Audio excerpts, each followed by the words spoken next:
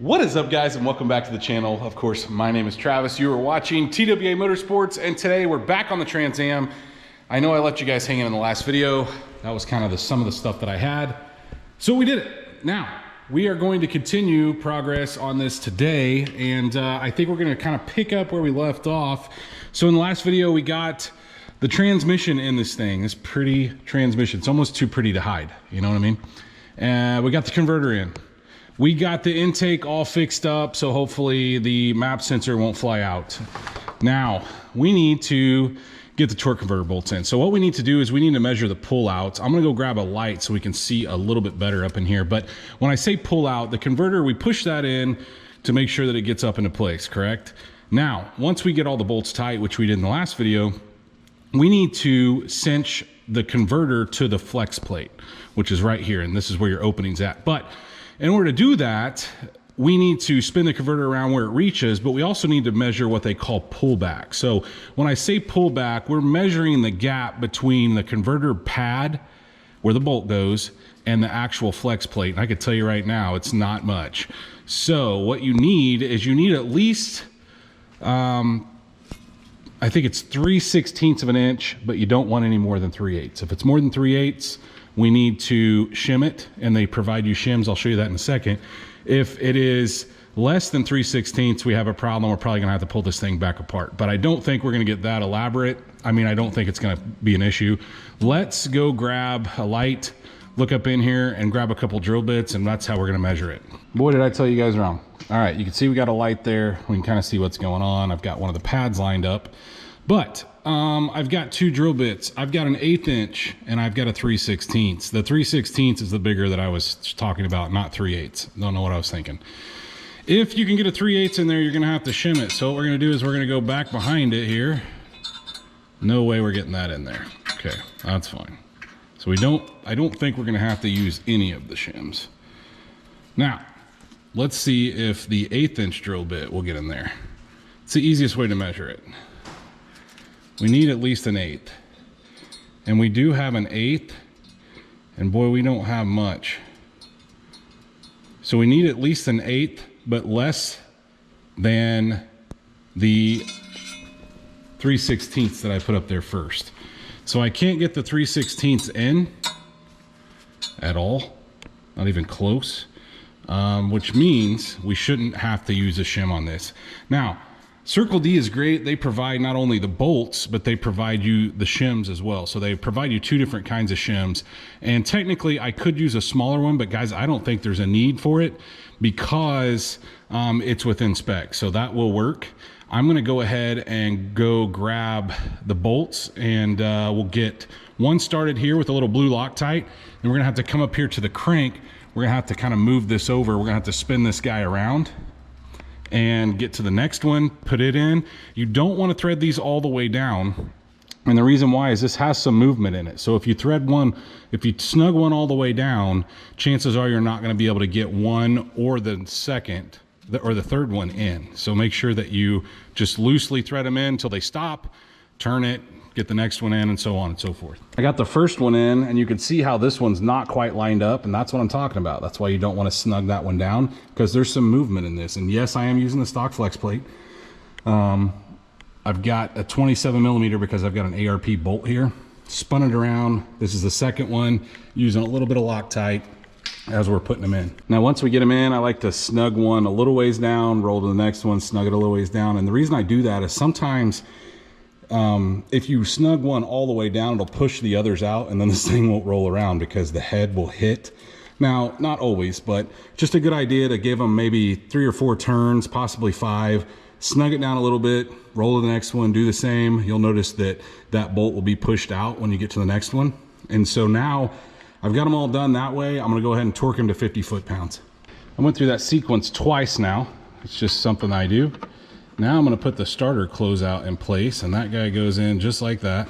There's a 10 millimeter that goes right here. Now there's supposed to be another one over here on the other side, and I don't remember if I tossed that one when we were doing the 4L80, because the 4L80 doesn't technically have this closeout.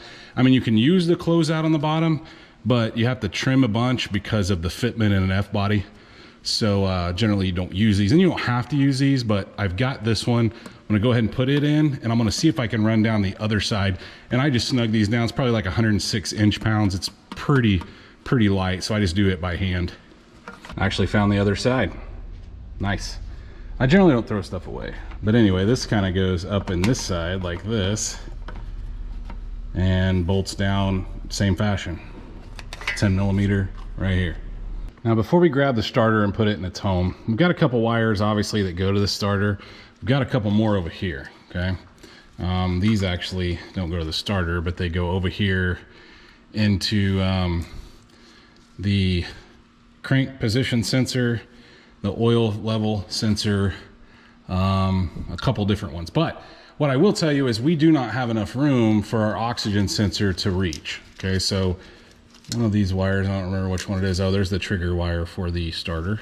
But anyway, one of these wires, this one right here, goes to the oxygen sensor. Now, we do not have enough room to get from there to here. And so what we're gonna have to do is we're gonna have to have a patch harness, which is what I've got here. Now, this is way longer than what I'm probably gonna need, but it also gives me the ability to tie it up, like come up to maybe here and zip tie to this, so it's not in the way of the exhaust and it's not hitting on the ground, obviously. So I'm gonna go ahead and plug these in. I've had these for a while. I'll list them in the description down below. I think these are 24-inch ones. Probably don't need that long, but I think, you know, like I said, maybe it'll help when you're coming up to the area you need to cinch them down in. Now, I've got the starter just loosely sitting in there with one bolt kind of holding it. And the reason I did that is I want to see how much room I've got to get these plugged in. They're going to have to go up and over, but that's going to put a pretty big bend on this.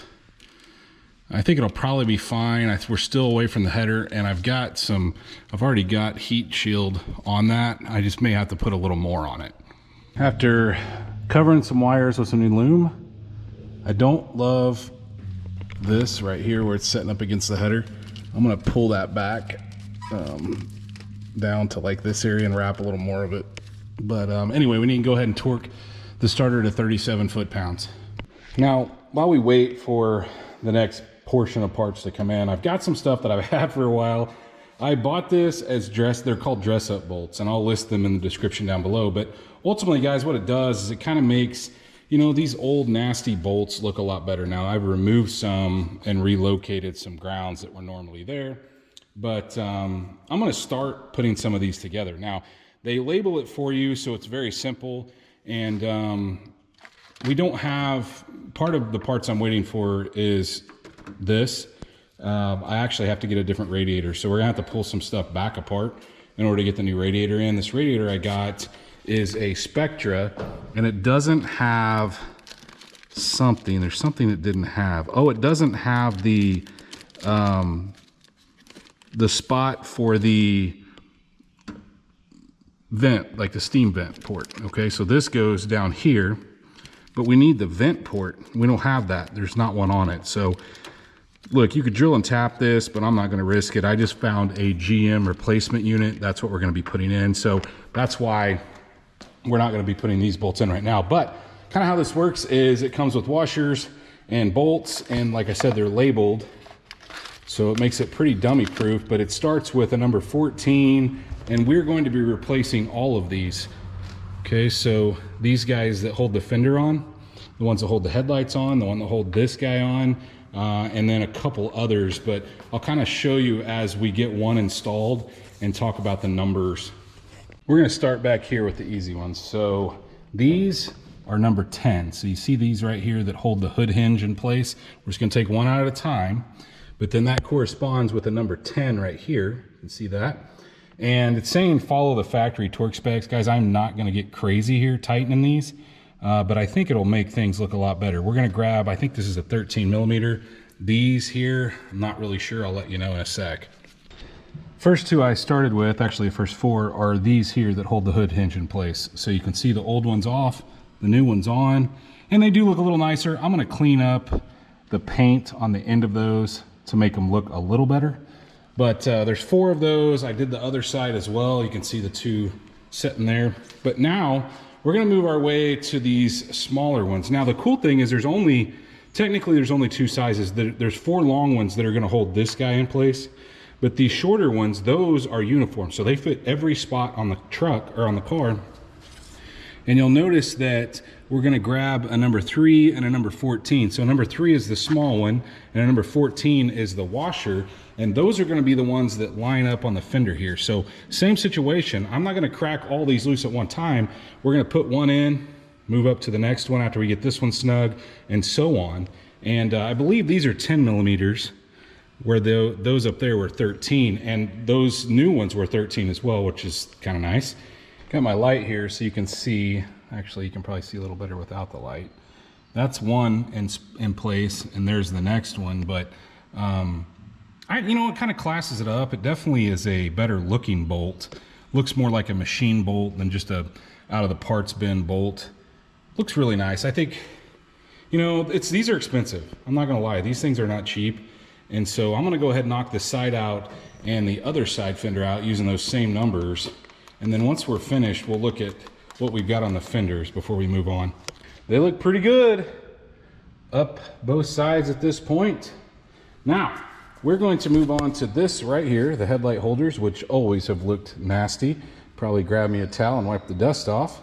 But same size, same exact size as the fender actually. I do have a couple extras. I'm gonna show you guys 2 of the ones that, there's 2 bolts that come with it that normally go up here on the fender where there's grounds, and they're like a nut. Those are gone now. I'm not gonna be using those or grounding there, so won't be using those, but these look really nice. Now this one right here is not supposed to have a washer under it, but I thought it looked more uniform when I put a washer under it, and I had some extras. The other thing is there's ones that go here and here. Can't really see those, but that's nice. And then there's 2 that I don't have in place that are gonna go right here. And actually I had my painter paint that panel, that closeout panel. It's on those tires back there. So I probably won't use those because of that. I could use them right here though, or I'm sure I'll find some other spots, but there's 4 extras and a couple extra washers. But now we need to get our new radiator in, and then we will get these locked down with the 2, there's actually 4 long ones, 2 for each side, but definitely looking a lot cleaner. Just kind of a machined look. Like I said, it looks nice. Now I've lifted it back up just mainly because of storage reasons, but I took the fans out and I took them out from the bottom, undid. I actually had these all plugged in, ready to rock, but like I said, something popped up and it's the radiator. So I got the fan sitting over here. Now that I've got those off, I'm gonna set this thing down. We're gonna yank the radiator out. Now I did hook up the AC lines already because I put all new AC lines and components in. And we're gonna have to pull that guy out. So we're gonna get the AC condenser out. Obviously we're gonna get the radiator out at the same time, but I wanted to unhook everything I could down below. So let's drop this thing down and see if we can get that out. And I'll show you the difference between what I bought that I thought was better versus what the stock unit looks like. As you can see, I just took that topper off there. It wasn't hooked into anything, but I need to unhook this AC line, get it out of the way. And then, like I said, we'll get the radiator out. And I want to show you guys the differences so you don't make the same mistake like I did. Now, everybody was hot and heavy about the Spectra replacements because they're supposedly thicker than the Stalker. And look, they are. Here's the problem though. The Stalker has a additional spot right here, another one of these spigots in order to go to the steam ports. All right, for some reason the Spectra does not have that, so it says it's supposed to be a direct swap, and it is a little thicker, I guess. This is a Stalker right here. This is a GM unit, brand new, I just got, and you can see what I'm talking about here. It is missing this right here. We can't run this car without that. So because of that, we're gonna have to switch over to the Stalker, and I'm gonna show you them side by side here. I don't think it's much thicker. They say that they've changed the size of these to 1 inch and the factory's like 3/4 of an inch, but it may be close to an inch. I don't see a lot of difference other than this one won't work because I can't use that. But don't make the same mistake, guys. This is CU1485. This is a stock replacement from GM. Now, The other thing you'll notice is they say that this one doesn't come with the trans cooler because they only still make the 6-speed one. As you can see, it clearly has a trans cooler. Now we're not going to be using that, so we're going to leave the caps in it even, but this one is completely worthless to me right here. I sandwiched all this crap back together, setting where it needs to set. Everything looks good. So now we can continue with our fancy screws that we got. Remember those? There's 4 extras that go right here and close this out. Make sure you get your fans behind this, which I have. Pull it forward. Let's get it cinched down. Now, of course, when you buy a radiator, it doesn't come with anything. I had to buy a separate radiator cap, also a GM part. Holy cow, it's gonna fit snug, that's for sure.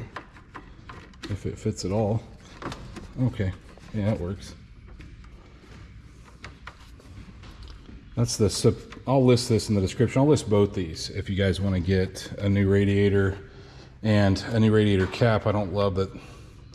I may mess with that and face it a different way. I'm picky like that. So now that we have that in, get this locked into place. We can go ahead and hook up. I hooked up one of our AC lines right here. I need to snug it down, but I need to lift it back up and I need to get all our wiring in place. But I also need to start thinking about getting coolant lines, I guess, because I think we're to that point. So what I'll do is I'm gonna go ahead and lift it up and finish the bottom because it's driving me nuts that stuff's on the ground.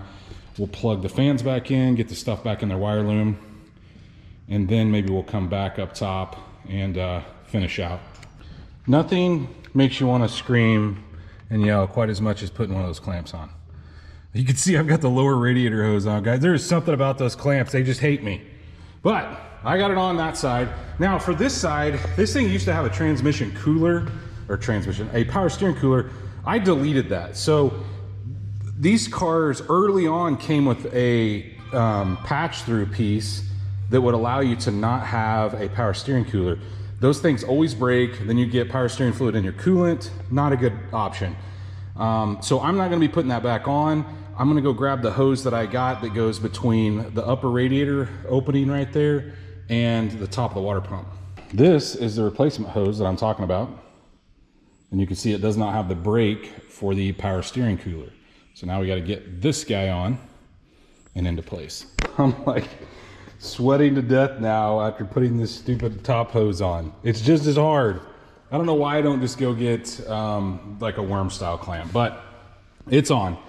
And like I said, now we got that deleted. All right, now we need to mess with another new part that I got, and that is the overflow. So guys, when I was doing the twin turbo kit originally, you had to cut the stock overflow. Well, so I did. And now, well, I don't want it cut. So we're gonna go grab the new one. GM still makes the stock overflow, which is cool.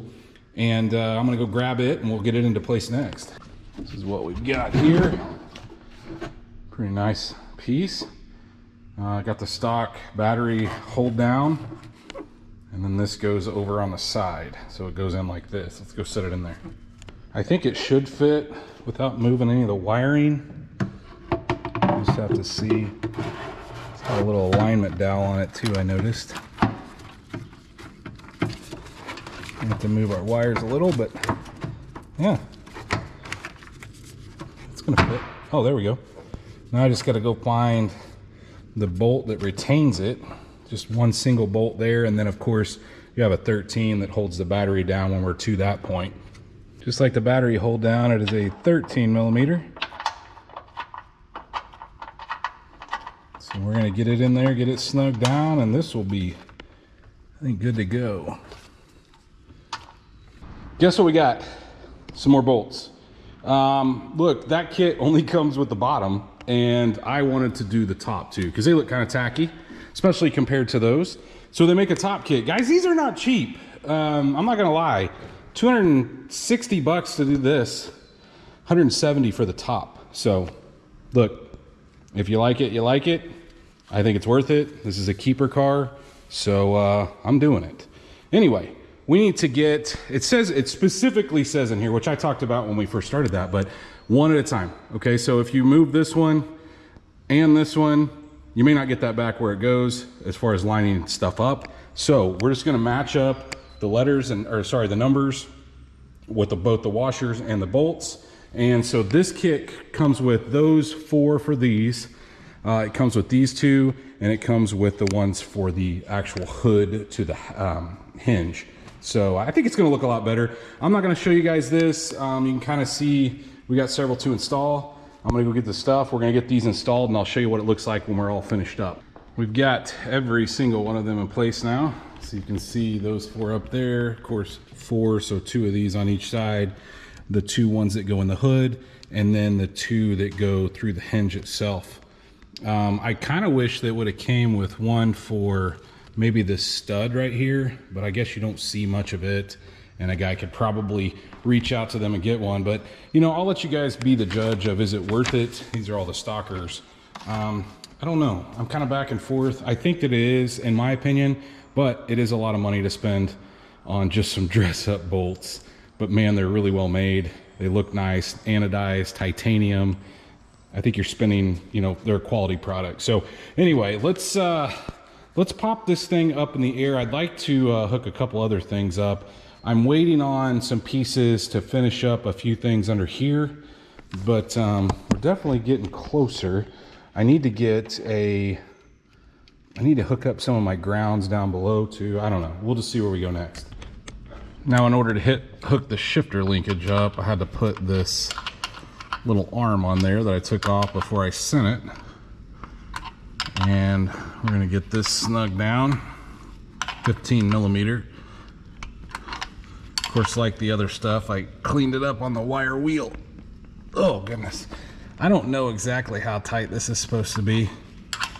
Sure wouldn't want it coming off though. And then once we do that, we're gonna have to take out the 2 13 millimeters and get this up into place. And I'm gonna have to snag the torque specs because I don't exactly know. Those should be 13s though. And then this obviously sets up there and this clips on the end. I hope. Actually, we're missing the bushing that goes on there. Not good.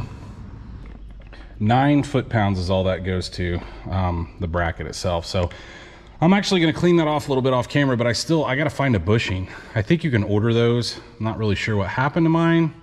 Maybe it was in this and fell out. It's common for these to break too. So I think there's like a kit online that they make to fix that. But this is the kind of stuff we run into when you're putting cars back together. You either don't have parts or the parts you need aren't available.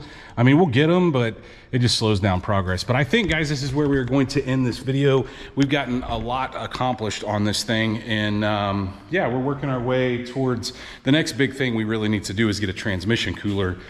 In order to do that, I'm thinking I'm gonna remote mount it. So I'm not gonna mount it up front. That's obviously not gonna go in the radiator like it was before, but got a few other parts to gather and then we will get back on this thing. I really, really wanna get this thing running. But if you have enjoyed this video on the Trans Am, please, like always, go down there and smash that thumbs up button. Guys, I will be listing all the parts I use in the description down below. Of course, like always, if you are not subscribed, go down there, hit the subscribe, ring that bell notification. That will notify you every single time we drop a new video. And of course, stay tuned to see what we work on next.